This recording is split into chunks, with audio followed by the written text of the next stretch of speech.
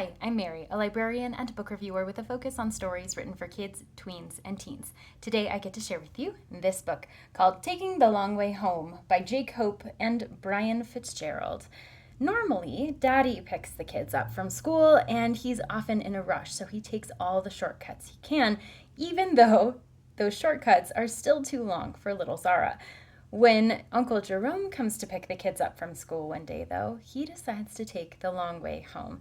And it turns out anything can happen on the long way home. From finding Yeti footprints to seeing pterodactyls, there is no limit to what might happen. And even though Zara often is complaining about her feet or how long the trip is, Uncle Jerome always seems to find a way to get her back on track. This fun story celebrates the relationship between kids and beloved uncles and aunts, just like those depicted in this story. So there's a huge amount of imagination and love and interconnectedness that is depicted in this story. And even if readers don't necessarily have a character in their life like Uncle Jerome, they're going to really appreciate the fact that he is able to bring joy and lightness into an otherwise kind of banal daily experience.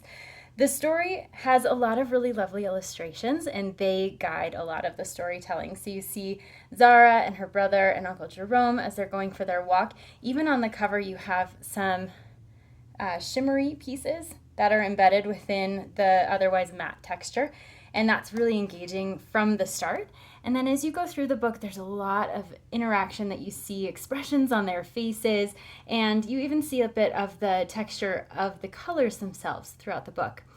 The text is written more for a preschool or early elementary school aged audience because of its length and because it has a lot that builds upon one another, one page upon the next, and a lot of elements that are requiring a little bit more background knowledge. So things like the Yeti, things like pterodactyls and dinosaurs.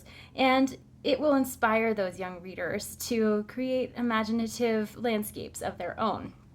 So as you're going through the book, you see the characters in lots of different places as they imagine all of the things that could be happening on their long way home, and even the end papers get involved in the storytelling. So this book is great to read aloud to young children, especially in those preschool, early elementary school age groups, and also in home settings, especially for those who have someone like Uncle Jerome in their own lives. If this sounds like a great fit for you or for someone you know, I hope you look for it wherever you get your books.